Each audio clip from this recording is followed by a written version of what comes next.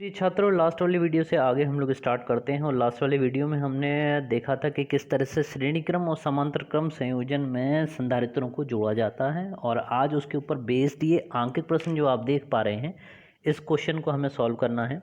आइए स्टार्ट करते हैं। तो सबसे पहले इस तरह के क्वेश्चन में हमको ये देखना होता है कि किस संधारित्र को किस क्रम में जोड़ा गया है। तो यहाँ पर अगर बात करें 1 माइक्रोफैरड और 5 माइक्रोफैरड संधारित्रों के बारे में, तो ये दोनों आप देख रहे हैं कि यहाँ से ये दोनों कनेक्टेड हैं, यानी इन दोनों के सिरे एक साथ हैं और दूसरे सिरे एक साथ अटैच हैं। तो इसका मतलब ये हुआ कि 1 माइक्रोफैरड और 5 माइक्रोफैरड ये आपके समांतर क्रम में पैरेलल कॉम्बिनेशन में लगे हुए हैं। तो इनको सबसे पहले हमें समांतर क्रम के तरीके से जोड़ेंगे, तो उसमें सीधा C1 + C2 होता है। तो अगर थोड़ी देर के लिए आप इसको C1 मान लें, तो ये 5 + 1 आपका 6 माइक्रोफैरड हो जाएगा। और 6 माइक्रोफैरड यानी इन दोनों के प्लेस पर अब आप 3 माइक्रोफैरड तो ये हुआ और उसके साथ में 6 माइक्रोफैरड होगा। अब ये दोनों आपके श्रेणी क्रम यानी सीरीज़ में आ जाएंगे। उनको आप सीरीज़ के तरीके से जोड़ेंगे, यानी 1/C1 + 1/C2 करके जोड़ेंगे। उसके बाद में उनके कॉम्बिनेशन से जो भी आएगा उसको 4 के साथ में आपको ऐड करेंगे। आइए देखते हैं। तो इस प्रकार के प्रश्नों में सबसे इम्पोर्टेंट होता है, अगर आपको धारता ही आपने गलत पता करी तो काफ़ी दिक्कत हो जाएगी। तो यहाँ पर आप लिखेंगे 1 माइक्रोफैरड, और जब आप इसमें एक बार पारंगत हो जाएंगे, आप जब उसमें निपुण हो जाएंगे, ठीक है, तब आप इसको फास्ट कर सकेंगे। तो 1 माइक्रोफैरड और 5 माइक्रोफैरड, तो ये दोनों आपके किस क्रम में हैं? पैरेलल में, ठीक है। तो मैंने सिंबल बना दिया, पैरेलल में, समांतर क्रम में है। तो इनका जो कॉम्बिनेशन आपको देगा, यानी मैं अगर इसको लिखते हैं C15 करके लिख दें, ठीक है। तो C1 और 5 को आपने ऐड किया है, तो इसमें C1 + C2 लगेगा, समांतर क्रम में है। तो 1 + 5 आपका ये हो जाएगा 6 माइक्रोफैरड। ओके। अब इस पूरे के स्थान पर, यानी at the place of this one, तो यहाँ पर पूरा पूरा 6 आ जाएगा। और उस कंडीशन में अब आप समझिए 3 माइक्रोफैरड और इसके कॉम्बिनेशन के स्थान पर जो आया 6 माइक्रोफैरड, ठीक है, ये दोनों आपके किस क्रम में आ जाएंगे? आपके श्रेणी क्रम में आएंगे। और श्रेणी क्रम में आने के बाद में अब आप उनको ऐड करेंगे, यानी आपने किस किस को ऐड किया? ये C1 5 3 को लेके चले, ठीक है। इन तीनों को आपने ऐड किया 1/3 + 1/6, ठीक है। इसका आप LCM लेंगे, 6 आएगा, 3 2 = 6, 6 1 = 6, यानी 3/6। उसको आप रिड्यूस करेंगे तो 1/2 आएगा। इसका मतलब ये हुआ कि इस पूरी आर्म में, यहाँ से लेके यहाँ तक की जो आर्म है, जिसको 153 आपने बोला, ठीक है, तो इसका जो टोटल वैल्यू आई वो आई आपके 2 माइक्रोफैरड के इक्विवेलेंट। नाउ अब इस पूरी आर्म में आपका 2 माइक्रोफैरड और नीचे 4 माइक्रोफैरड है। तो अगर अगर डायग्राम अगर बनाने के लिए कहा जाए, तो ऊपर की जो आर्म थी उसमें उन सभी का कॉम्बिनेशन, उन सभी का जो मान था वो अब 2 माइक्रोफैरड के बराबर आया। और नीचे वाली आर्म जिसमें 4 माइक्रोफैरड है, संधारित्र लगा हुआ है, तो अभी इजीली विजिबल है, आप लोगों को स्पष्ट दिखाई दे रहा होगा कि अभी किस क्रम में लगे हुए हैं? आपके पैरेलल क्रम में लगे हुए हैं। तो यहाँ पर आप फिर से स्टेटमेंट दीजिएगा 2 माइक्रोफैरड एंड 4 माइक्रोफैरड, ठीक है। दोनों आपके किस क्रम में हैं? आपके समांतर क्रम में या पैरेलल में हैं। तो आप टोटल कैपेसिटेंस जो उसकी आप पता करेंगे, ठीक है, तुल्य धारिता का जो मान होगा वो 2 और +4 को आप करेंगे, तो this will be equals to 6 microfarad के इक्विवेलेंट होगा। टोटल चार्ज की बात अगर हम यहाँ से करें, तो जैसे आप देख पा रहे हैं यहाँ पर 6 वोल्ट की बैटरी या सोर्स लगा हुआ है।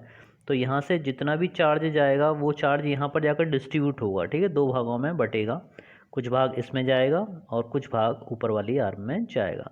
तो काफ़ी अच्छी तरह से इस क्वेश्चन को बताया जा सकता है। तो यहाँ पर जो आवेश चला आपका Q 2 भागों में बटेगा, तो यहाँ पर चला गया आपका Q1 और ऊपर वाली आर्म में जाएगा आपका Q2। तो अगर हमें यहाँ पर टोटल चार्ज की बात करें, Q का मान पता करें, तो Q का मान अगर आपको पता करना है तो टोटल फार्मूला आप वही लगाएंगे, C = Q/V से। यहाँ से Q का मान निकालेंगे, C × V के बराबर होगा। तो Q × V यानी C × V के बराबर होगा। और C का जो मान है आपका 6 माइक्रोफैरड है। और विभव की बात करें तो यहाँ पर आपका है 6 वोल्ट, ठीक है ना। तो 6 वोल्ट, C = Q/V से, Q = CV। तो यहाँ पर 6 का मल्टीप्लाई होगा, 6 × 36 माइक्रो कूलाम यहाँ पर टोटल चार्ज होगा जो यहाँ से आगे की तरफ जाएगा, ठीक है ना। अब अगर आपको यहाँ से Q1 और Q2 के मान अगर आपको निकालने हैं, यानी Q1 का मान कितना है और Q2 का मान कितना है, तो इस C के प्लेस पर अगर Q1 का मान निकाल रहे हैं तो धारिता रखी जाएगी 4 माइक्रोफैरड।